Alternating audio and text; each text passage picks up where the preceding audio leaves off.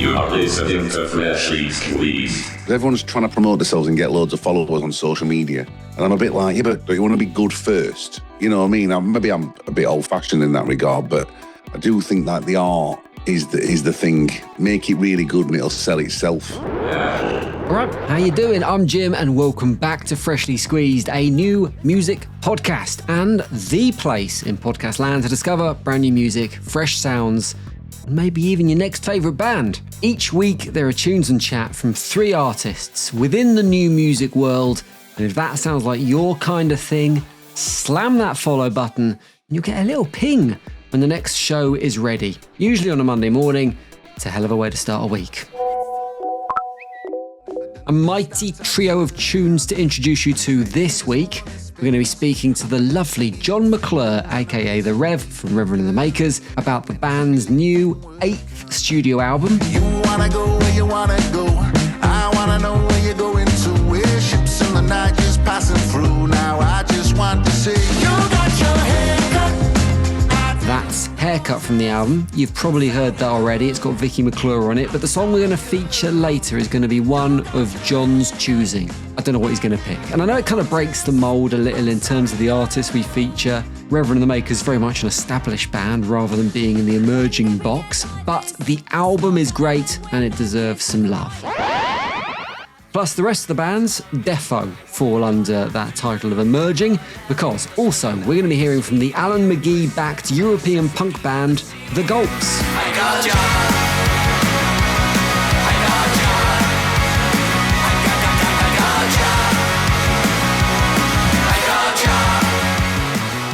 Alan knows how to pick 'em. After all, he's the man who discovered Oasis, and you're going to like what The Gulps have to offer. The third of the bands on this week's episode is an act that spans the Atlantic, 1 foot over there and 1 foot in Manchester as well. Untold River. There's a tragedy down on Market Street. I think you can hear both locations in that tune. We'll catch up with Kieran from Untold River in a bit. But, as mentioned, Reverend and the Makers have a new album out. It's called Is This How Happiness Feels? And the legend that is John McClure is on the podcast. Lovely to speak to you, mate. Hey up, Jim. Long time. How are you? I'm very good, thanks. So exciting, new album, like I say, in the world now. I'm interested in the title because it's called This Is How Happiness Feels. And you and I were not dissimilar ages. And I wondered whether this was an album inspired by, I think it's a familiar feeling, kind of a level of contentment that comes with reaching that life mid-40s passing point where you just kind of go, I'm all right with the world now. There's a little bit of that. And then my dad died and I'm like, oh, am I happy?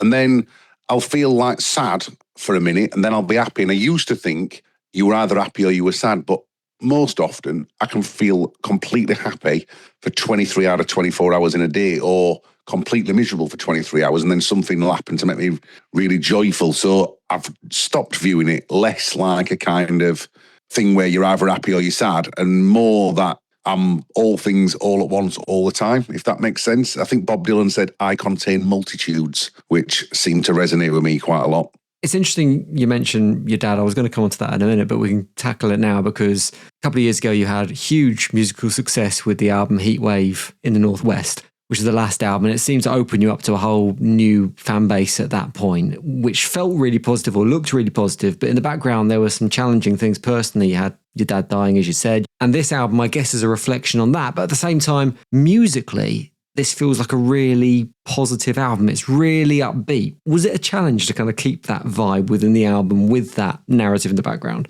Well, there's only one song I would say is about my dad's passing. Most of it is about sort of trying to have a kiss and a cuddle with my missus or quite happy subjects, really, being sort of inebriated in some way, let's say. So most of it's about happy stuff. And it was a challenge to record that whilst my dad was dying because I'd got this happy sounding music whilst there was this quite depressing thing happening in my life. So I ended up re-recording the entire thing just because I was completely distracted by my father's passing. My dad were a very complicated individual from me being a little boy, actually. And a lot of my psychological makeup is to do with that. So his passing completely derailed me in loads of ways. But I got myself back on track, re-recorded it, and I think it sounds absolutely pucker. I'm very proud of it. And the reviews are consistently saying they think it's our best record to date. So whilst ever we've got that forward momentum, Jim, I'm feeling good.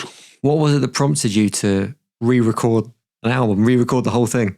Well, it didn't go down right well because my record label and my management were like, what do you mean you want to re-record it? But I was supposed to record it in Brussels. My dad was poorly, he's in cancer ward at hospital. So I thought, right, I'll do it in Sheffield. My dad always wanted me to keep working. So I'm going back and forward between studio and cancer ward, and like producers like, what do you think to kick drum sound? I'm thinking, mate, I don't care about this kick drum sound. My dad's dying.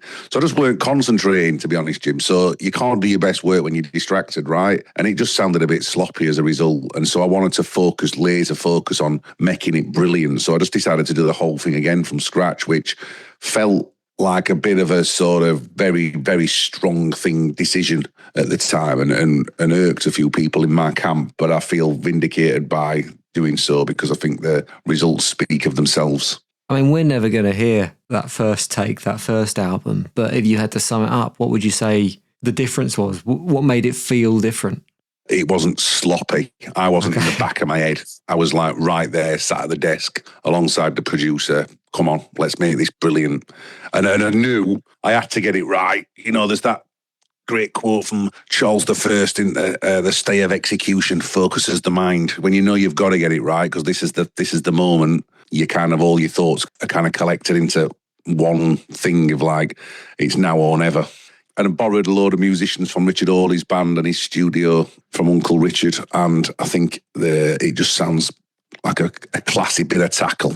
It feels like a really kind of comfortable and confident album, I think. And that roots Northern Soul inspiration has never been far away from your music, but it feels like here it is really front and centre. It's really come to the fore.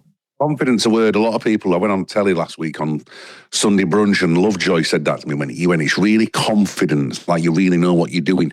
And I guess some of that is to do with the fact that I'm older. I know I've got ADHD now, so I sort of understand my own psychology a lot better.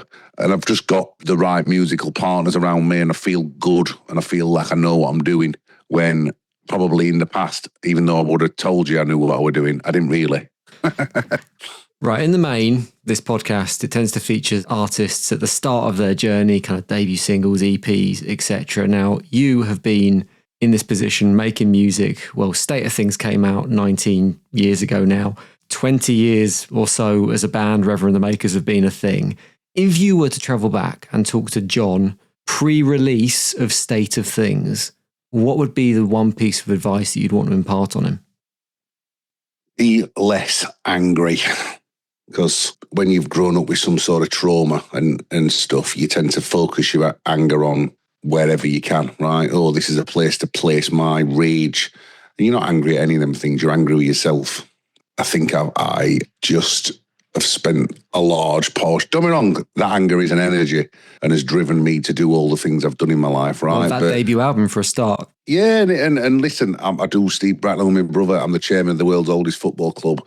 I'm in a successful band. I've got a bunch of other businesses. I've got a nice family and a nice missus, right? So that anger has driven me forward in life, but it's also debilitating on the inside because the toll it takes on your kind of mental health and your body is enormous. So just trying to find a way to be more relaxed and chilled and be angry about the right things at the right time, not just permanently fuming. Do you know what I mean? What about zooming out a little bit? Because that's advice for you very much as an individual. But in terms of if you were a musician starting out, I mean, you've had an incredible career. You've gone through kind of like two phases of a band, I guess. You almost had the original phase. You never stopped making music, but then you had the rebirth a few years ago. Still relevant 2 decades on from making music. What advice from that experience would you give someone starting out? Well, in this day and age, my advice would be go in the practice room in the studio and get very, very, very, very good. And that's not just your mates and your mum telling you that you're good. That's like random strangers who you play music to going, you know what, this is a thing. And you'll know when that's a thing, right? It'll become very obvious. Do that before you start trying to promote yourself. Because everyone's trying to promote themselves and get loads of followers on social media. And I'm a bit like, yeah, but don't you want to be good first? Because I think everybody's like just into this idea that like the commercialization of the thing is the end in and of itself, and it's not. The art, you know what I mean? Maybe I'm a bit old-fashioned in that regard, but I do think that the art is the thing. Make it really good and it'll sell itself. I think it's sound advice. Right, I wanted to give you the chance to pick a tune off the album for Freshly Squeezed because I think it's nice to open up beyond the singles. You're welcome to pick one of the singles if you want to, but it's also nice sometimes if you want to focus on a tune that you love that maybe would fly under the radar, maybe wouldn't get the love it deserved off the album. So if you were going to pick one, what would you go for? Let's play Crying Over You, which is a bit of a deeper cut. I read an interview, I don't know why I was reading this, with Amy Winehouse, who I sort of knew in passing in the noughties. And she said, I tried to sit down and think about writing the saddest song I could possibly think of. So I took Amy's challenge on myself on this album, on this song track. And the lyric says, I'm going to go lay myself down somewhere in a darkened room and cry over you. And I thought that's about as sad as it gets. And I'm delighted with the result. So this is it. It's called Crying Over You. John, pleasure to speak as always. Cheers for your time on Freshly Squeezed and good luck with the release. Cheers, Jim. Big love, pal. Ta-ra, mate. My liquid sunshine happiness was all too fleeting. I confess the notion that you've been hoping to leave me here in solitude could only ever kill the moon. There's an ocean between us both.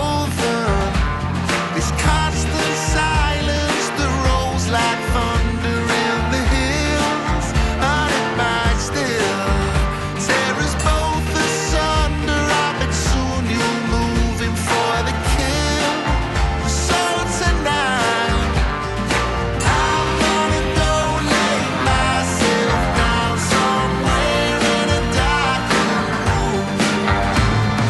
I'm gonna go lay myself down and cry over you.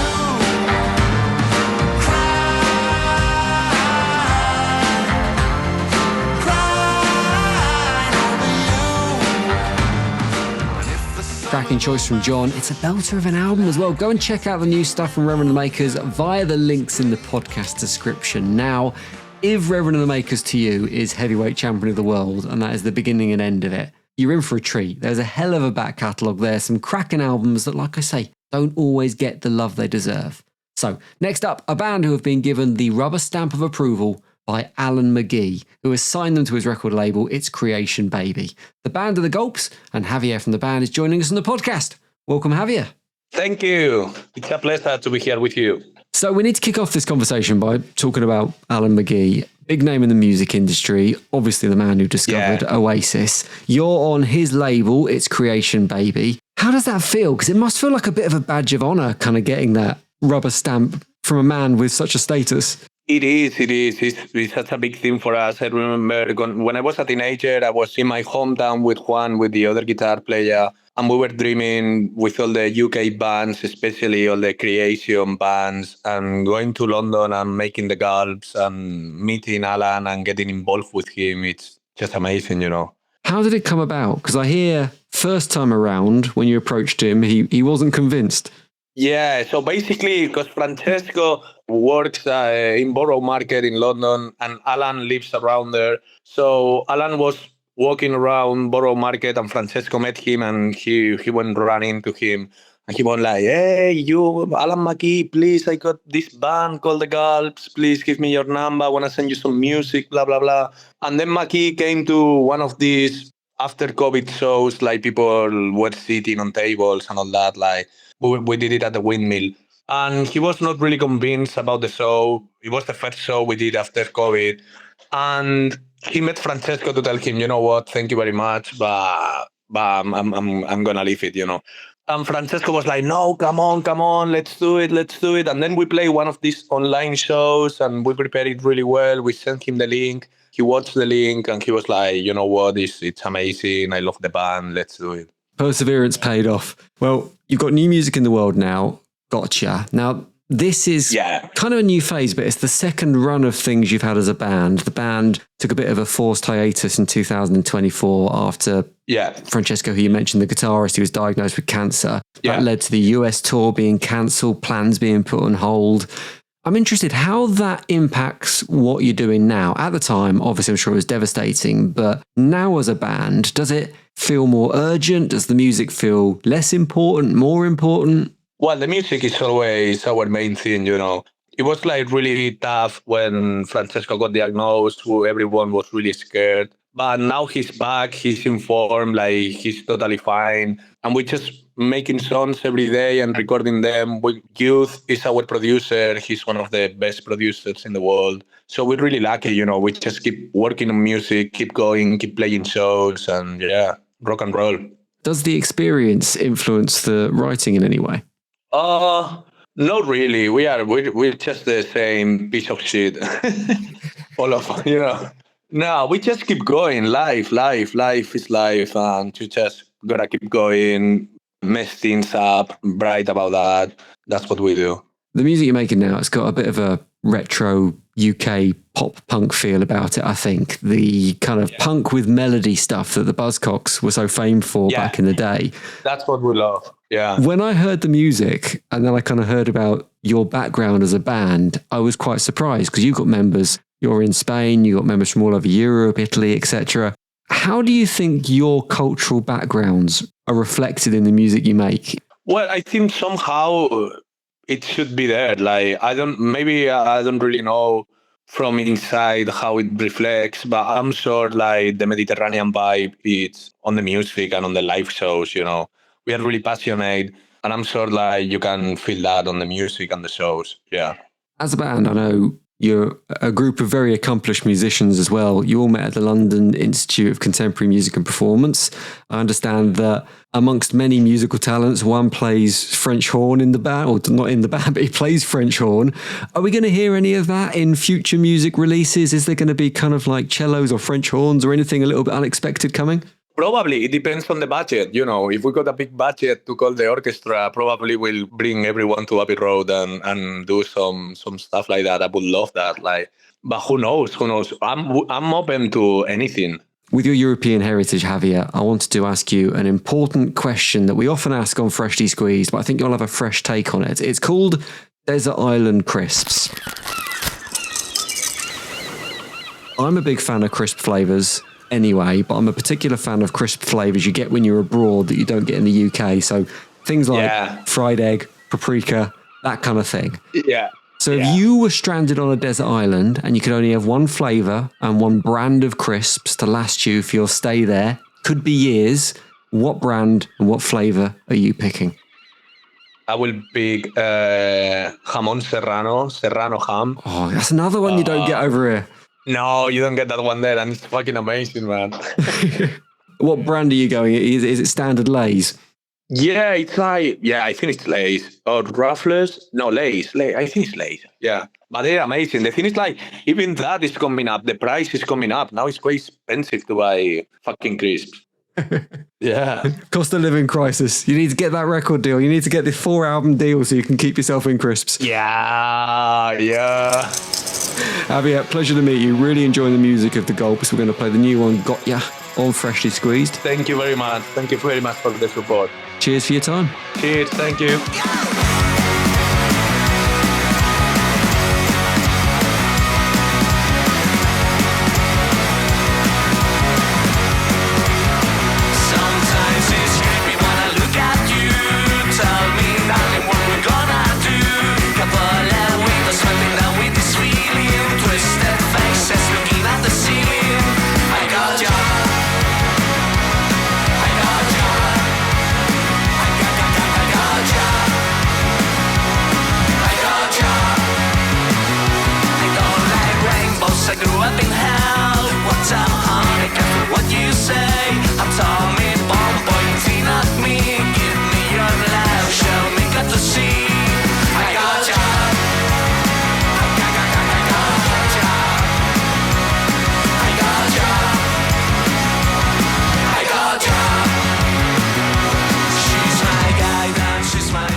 Big tune. Love it. Oh, we need to move on. One more act to feature, and that is Untold River, otherwise known as Kieran. How you doing, mate? Yeah, doing good. Good to see you. Yeah, and you. So you're a Manchester lad. You've been making music, or were making music in this city for years, but now we're talking while you're out in the United States. What's took you out that way? Yeah, I wish I could say it was a sexy record label or something like that. But collaboration with Rick Rubin or something along those lines. Yeah, special invite. Yeah, exactly. No, my wife was studying in Manchester. She was doing her masters back when I was living there and doing music there. And we met, stayed in the UK for about 6 years together, and then we moved over here in 2023. So yeah, bit of a whirlwind. Okay, so in terms of the timeline, Untold River as a kind of solo project happened just before that move, I think, in that case, did it? Yeah. As you're aware, I was in a band for about 7 or 8 years with all my best mates and everything. That kind of fizzled out, and then during COVID, well, I had more time and I got a little bit ambitious. I was like, I've still got something in me that I need to express. And yeah, on the microphone, which I was always scared of doing, but just kind of started posting on TikTok, and that actually gave me confidence, like getting good feedback and stuff from there. And I was anonymous. I didn't tell any of my mates or anything. And then I got to the point where I was like, do you know what? I'm going to do this. So yeah, Untold River was born at that point, you could say. The new tune, which is Tragedy on Market Street, it's really interesting given that backstory of Manchester to the US, because it kind of has a foot in each area, I guess, rooted in this city. Market Street, for those who don't know, it's kind of the main shopping drag through Manchester, where you get the charity chuggers and you get thousands of people with Primark shopping bags and you get the buskers and all that kind of thing. But musically, it feels very Americana, this song, at the same time. Yeah, 100%. I'd say definitely in the roots, like to maybe touch upon it. Like I used to live in Salford, used to walk through Market Street on my way to work. I don't know whether I had a lack of coffee that morning or whatever, but I was able to like kind of see all the things that were kind of like epitomized what was wrong or what was going wrong. And yeah, Market Street seemed to epitomize that. But yeah, as far as the Americana influence, because there's lap steel on there, and my acoustic guitar and the way I pluck it and stuff, that's kind of always been a bit of a route for me. Like obviously my old band Feed the Kid, we had an Americana influence, and I just like that sound, so I just gravitate towards that. And when I first moved to the US, I met a guy who played pedal steel, the harder to come by in England. I had that in mind for the track, and he laid it down, and it sounded amazing. So ran with that sound even more being here. Do you think this song would have ever happened had you not made the move to the States? Because, like you say, it's inspired by your times in Manchester, written when you were in Manchester. But I'll stop short of saying it's a love letter, because it's definitely not a love letter, but it's got that kind of slight fondness about it, I guess. Yeah, I think ultimately, yeah. I would have always done it. It's kind of, to be transparent with you, kind of had the idea beforehand, and it got delayed in terms of me putting out. But if you're getting that feeling, I would definitely say that's valid, because they're natural emotions that have been coming out recently. I still very much love Manchester, so if that's coming through, I wouldn't be surprised, although it wasn't intentional. You mentioned some of the band projects you've worked on before, Feed the Kid. This time you're solo, even though you're under kind of Untold River, which I guess could become a collaboration, could become a group project at some point. How have you found that shift between working in a group and that kind of melting pot of collaboration to doing something that is just you? Yeah, so I've kind of got a bit of a full circle answer for you on this. Fundamentally, I'm a little bit older, I have a little bit less time. It makes it easier. So a lot of the principles of Untold River are, I'm going to be using drum machines with kind of a country sound in a contemporary way. And that's basically me being able to do everything on my own and at my own pace. On the flip side, there's nothing better than being in a room with your mates, collaborating, creating art and, doing it together. It can get not lonely, but, I do certainly miss the days when I was doing it with other people. It just makes it all the more worthwhile. And to kind of, bring that round. So I was actually back in England for Christmas and I met up with Kurt and Dane. Kurt was the main singer for my old band and Dane did harmonies, and we've put a track together. So it's going to be an Untold River track, but those two are singing on it. I feel as if that might epitomize my longing for, being with them again. But yeah, just kind of in a way that works with the geography between us. Does it also open up that route for wider collaboration though? You mentioned the fella that played steel guitar on this record. It kind of gives you that option to go, and actually I want to take this in that direction. I want a bit of mouth organ or whatever it is, and allows you to kind of bring in that wider musical circle. Yeah, definitely. I would say throughout my entire process, I've always been, I don't want to say limited, that's a bit insulting to myself, but I kind of cover the basics. In terms of a football analogy, I think you'll appreciate this. I'm a bit of a Gary Neville. I do the basics well. So, when I need that little bit of flair, obviously in my band I had Kurt, who's got an amazing voice. In this project, we're bringing in other people. I've met so many amazing people along the way. Like I've had a keyboard player, Al Goldin, a guy I met in Seattle, Riley, play fiddle on another track coming up. And I've recently met some other musicians, a mandolin player who we intend to collaborate with. So yeah, definitely. I have kind of the ideas and, I'll get the fundamentals down and then I'll probably bring people in to do things that I can't to add that little bit of flair. It's an interesting song, this, because it's very folky in terms of style and in terms of kind of what it has at its heart. It's got that kind of storytelling soul to it. And I want to dig a little bit more into the influences now because I want to invite you into the Mind HMV. So this is an imagined world. It's where I keep and categorize all the music I've ever heard. A music version of Sherlock Holmes's Mind Palace, if you like. So if you just like to step through this door. Coming in. So first thing you'll spot about the Mind HMV is all the signs hanging from the ceiling. They've all got different genres on it, as you'd expect in any record shop. You can put your single anywhere you like. It's got a folk section, that's just over there, but my sense is that this tune is a little bit more than folk, so you can create your own genre if you want. Where do you want to put the record? Yeah, I'd definitely be happy to put it in the folk section, but maybe because of this song in particular, close to some of the Manchester classics as well. So whilst it is fundamentally a folk song, it's talking about Manchester and, we've got some great artists over the years. So I don't know if that makes any sense. Yeah, kind of Manchester heritage folk. Yeah, we'll go with that. We'll go with that. Brand new section just appeared. We'll stick it there. Second up, this is a bit trickier. We need to put it on the shelf. We don't order stuff alphabetically in the Mind HMV. It's all done via influences. So you need to put Tragedy on Market Street between two other songs on the shelf. Songs that have helped shape this record. So what's going to be there? So I would definitely say anything from First Aid Kit on the folky side of things. So Stay Gold is a real favourite record of mine. I'll put that there and definitely influenced by the the sonics of it. And then I would say, I hope this isn't too reductive to the track, but something kind of classic kind of songwriting, That's Entertainment by The Jam. Oh wow, okay. In terms of the lyrical message, Weller's talking about in that track, a lot of the things within society that aren't the nicest. And I think, maybe the lyrical message is kind of a Mancunian version of that. A good mix, and I'm always up for a First Aid Kit reference, whether musically or by any other means as well. Ace band, but not enough people know about, in my opinion. Yeah, they're awesome. And I'd encourage everyone to check out the back catalogue. Nice one, Kieran. We will put it on the shelf there, as requested, in a moment, but first we need to play it on Freshly Squeezed. Brand new music from Untold River. This is Tragedy on Market Street. Nice one for coming on. Cheers, Jim. Commuters passing by with a coffee cup in hand. A misery awaits that only they would understand. Penny for the guy with a pocket full of thoughts, on where he lay his head tonight when the evening comes. There's a tragedy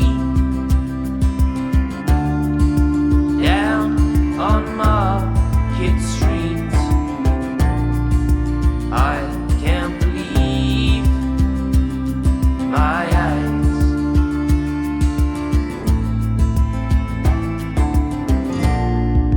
I can't believe my eyes.